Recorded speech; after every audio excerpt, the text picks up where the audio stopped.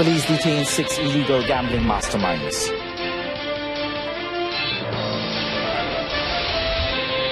Flood-affected farmers to be compensated for crop damage.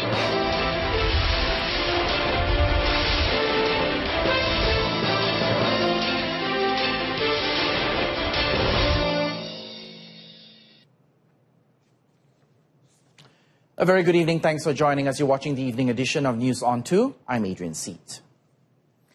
Now, the Foreign Ministry has confirmed that Malaysian journalist Mok Choi Lin, who was detained by Myanmar authorities, has been sentenced to 2 months imprisonment under the 1934 Burma Aircraft Act. According to a press release by Wisma Putra, the Malaysian embassy in Yangon has already made a consular visit to Mok Choi Lin, who was reported to be well. The embassy is also working closely with Myanmar authorities along with the Singaporean and Turkish embassies in Myanmar to monitor and extend the necessary consular assistance. Mok Choi Lin, who was employed by Turkish radio and television, was detained by Myanmar authority on October the 27th for allegedly video recording the Myanmar House of Representatives in Naypyidaw using a drone without prior authorization. She was detained with her Singaporean colleague and their local interpreter. The Foreign Ministry reminded all Malaysian citizens to understand and to comply with the laws of any other countries that they visit to avoid any misunderstandings or untoward incidents. Police have arrested 6 masterminds or syndicates in Selangor in efforts to wipe out illegal gambling activities nationwide. Now, Inspector General of Police Tan Sri Muhammad Fuzi Harun, in confirming the matter, says the arrests were made under Section 3, Subsection 1 of the Prevention of Crime Act 1959. Now, speaking during a briefing at the Police Special Action Unit in Kuala Lumpur, the IGP also revealed the latest modus operandi used by the syndicates.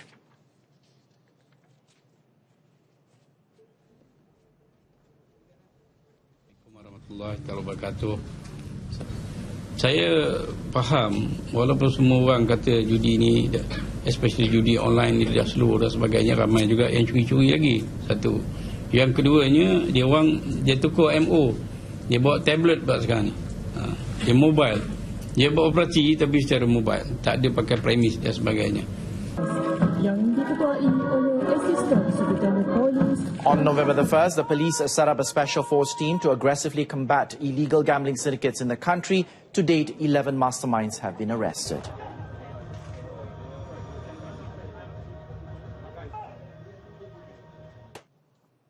Meanwhile, at the same press conference, Tan Sri Muhammad Fuzi said the Royal Malaysian Police, or PDRM, will submit an application to increase the number of its Special Action Unit, or UTK, members. He said that PDRM will need a total of 750 members within 2 years to meet the needs of the country. Tan Sri Muhammad Fuzi said UTK currently has 410 members.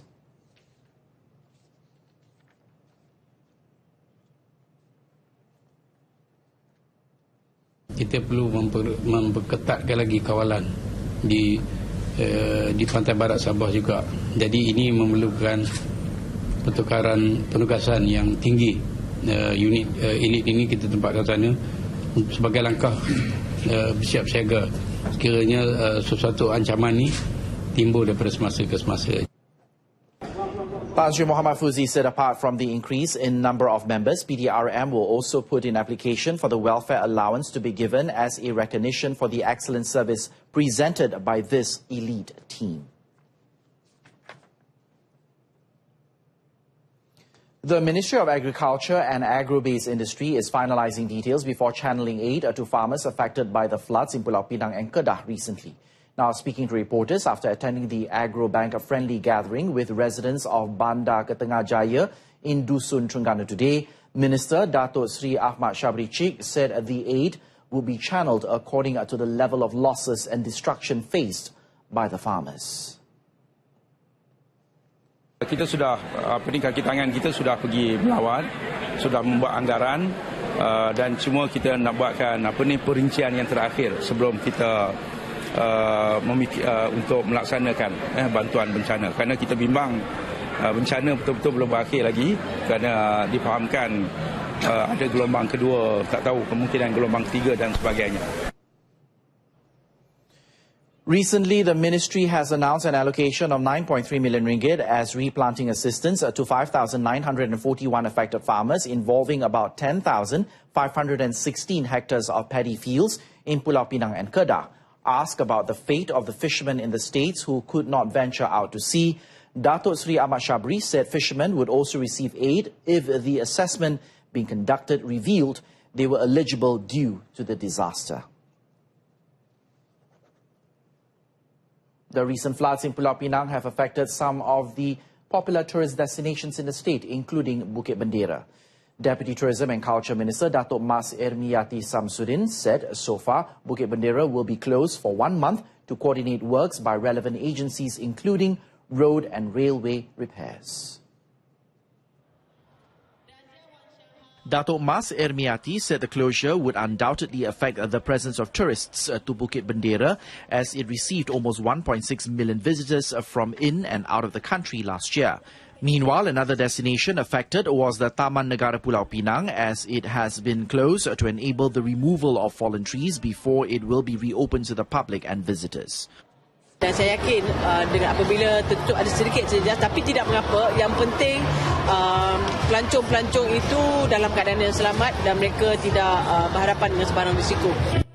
Other areas affected included the Rumah P. Ramlee and the Pulau Pinang Department of National Culture and Arts building. Datuk Mas Ermiyati said this after launching the Pesta Tarian One Malaysia organised by the Melaka MCA Dance Group at Masjid Tanah in Melaka.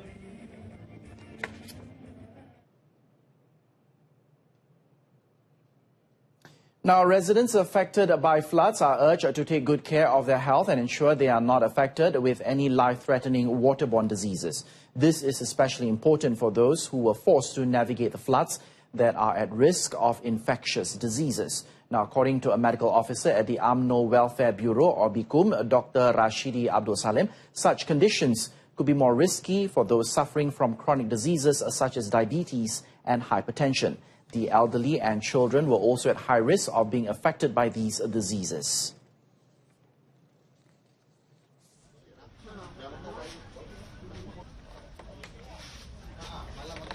Ada antara dia jangkitan dia sangat teruk sehingga bernanah, dan ini perlu mendapatkan rawatan yang lebih baiklah di klinik kesihatan atau di hospital. Jadi kita nasihatkan kepada semua penduduk yang terlibat dengan banjir ini, jikalau perlulah mengharungi air banjir, bila dah keluar daripada air banjir tolong bersihkan dan keringkan.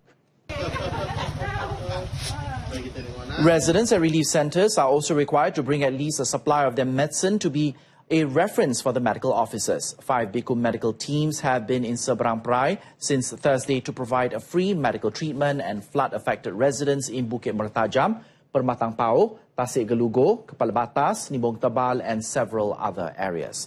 The medical team will be in Seberang Perai until tomorrow. The temporary relief centre at Surau Kampung Sungai Machang Hilir in Lenggeng Negeri Sembilan has closed as 84 of the victims who were placed in the centre following a flash flood yesterday returned home as waters in their homes began to recede. The closure was confirmed by Seremban District Civil Defence Forces Operations Officer Lieutenant Muhammad Najib Abdul Karim.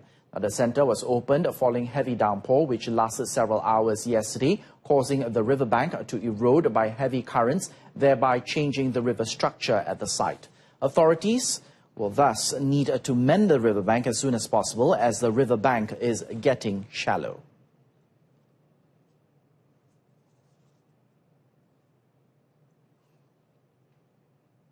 The Urban Wellbeing, Housing and Local Government Ministry said developments on hillside areas and highlands in each state are under the jurisdiction of its respective state government. The federal government has, however, provided each state with the development planning guidelines to such areas, and it is a matter for the state government's discretion to apply the guidelines.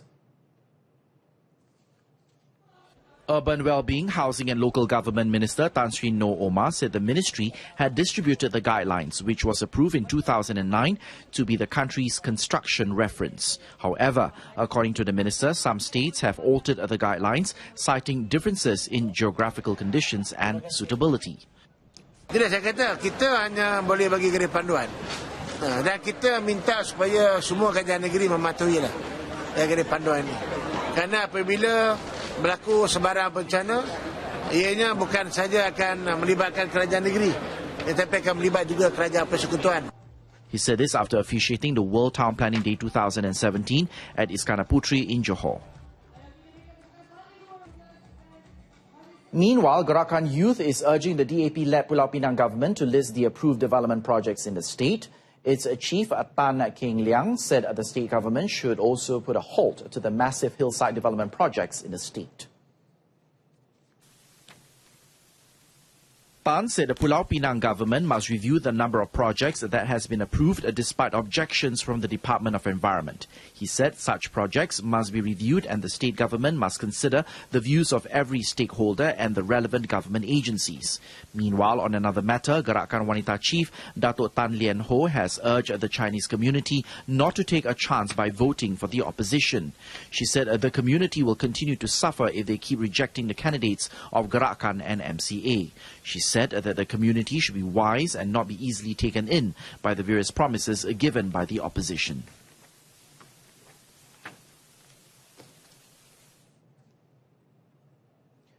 "40 people were left homeless after 8 squatter houses in Kampung Durian Batu 2, Lahadatu Sabah was raised in a fire early today. In the 12:30 a.m. incident, all the residents were able to save themselves as the fire began to spread. District Fire and Rescue Department Chief Muhammad Apandi Mahmud said 10 firefighters in 2 fire engines rushed to the scene after receiving a call at 12:53 a.m. The fire was brought under control at 2:30 a.m. and no casualties were reported so far. Malam Bomber dan Pejamat Lahadatu menerima panggilan kebakaran rumah pada jam 12.53 tengah malam dan menggerakkan 2 jentera ke lokasi kejadian. Dan setibanya di lokasi dapati benar berlaku kebakaran yang melibatkan 8 buah rumah. Api sejak marak membakar keseluruhan rumah tersebut. Muhammad Apandi said the cause of the fire is still under investigation. He said this to RTM when he was met at the scene of the incident. 15 houses, including one that was also served as a shop, were destroyed in a pre-dawn fire in Kampung Seberang Topi, Kuala Perlis today at 2:30 a.m. However, no casualties were reported. A spokesman from the Perlis Fire and Rescue Department said they were informed about the fire at 2:30 a.m. and the firefighters were at the scene at 2:43 a.m. A total of 34 firemen were involved in putting out the fire. The blaze, which also destroyed a fishing boat, was brought under control within an hour. The cause of the incident is still under investigation. The request made by more than 8,000 residents of the Beringin People's Housing Project, or PPR, for a community hall has finally materialized. The 21,430 square feet community centre built by the government 2 years ago is equipped with an air-conditioned multi-purpose hall, 3 badminton courts and a basketball court. Federal Territories Minister Datuk Sri Tengku Adnan Tengku Mansor, who launched the community hall today, said the government was also implementing the replacement of all elevators in the PPR with a new lift, besides upgrading existing futsal courts.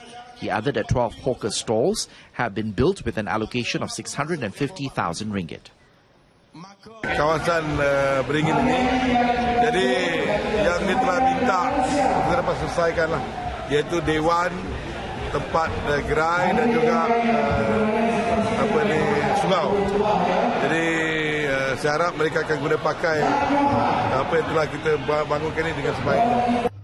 Datuk Sri Tengku Adnan said all the efforts taken by the government in providing the facilities proves its commitment in providing the best for the people. Coming up, Pacific Rim countries reach a new trade deal without the drop to environmental pollution caused by the pig farming industry. Malacca will take stern action on pig farmers, including shutting down their farms if they are caught violating the law. Now, State Exco Dato Ismail Uthman said the state government has already appointed special officers who will monitor pig farm activities. Dato Ismail added that although the condition of Sungai Tuang in Masjid Tanah, which was polluted due to unregulated pig farming, was improving, continuous monitoring of the area will be conducted. All pig farmers were also instructed to constantly update their farming activities to the state government. Tapi yang ini alhamdulillah daripada gerak kerja kita, penternak-penternak telah mematuhi dan juga mengemaskinikan kandang masing-masing dan tidak ada air-air kumbahan yang dibuang keluar. In another development, he stated that the state government will no longer allow pig farmers from other states to bring their livestock into Malacca to be slaughtered or processed. On to sports. Malaysia's campaign in the Asian Cup qualifier is nearing an end after going down tamely to the North Koreans 1-4 in a one-sided affair at the iMobile Stadium in Buriram, Thailand yesterday. Now, once the match got underway, it was the North Koreans who proved to be more organised and prepared for the match as they easily penetrated Malaysia's defence. Take a look. John Anderson's Chargers got their first goal in the 10th minute courtesy of a penalty when Fadil Shahs, who was handed the captaincy, handled the ball inside the box. Referee Fahad Adwan Al-Mirdasi from Saudi Arabia did not hesitate to award the penalty, which Pak Kwang Ryong coolly slotted home. North Korea scored its second goal of the 40th minute when Kim Yoo-song headed the ball into the net from a free kick. The North Koreans continued their unrelenting attack and increased their tally with a third goal just 2 minutes after the breather from their striker Kim Yong-il. Jong-il Kwan scored the fourth goal in the 58th minute from a free kick just outside the penalty box before Malaysia pulled one back through substitute Safawi Rashid in the 66th after coming on for the off-form Wan Zack Haikal.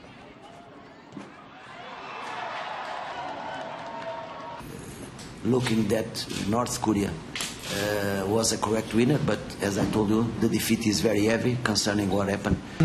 Of course, it was very stressy for us that 3 games was posted and that we don't play at home the first match against Malaysia. But no, the situation are like that. We have to play 2 matches here and we have to do it. And the first match we win and we are very satisfied. And that item concludes this evening's edition of News on 2. In our top story, police detain 6 illegal gambling masterminds in efforts to wipe out such activities nationwide. Now join us again at 12:30 tomorrow afternoon. I'm Adrian Seat. Stay tuned to TV2. Have a pleasant evening. Good night. Tamil News is up next.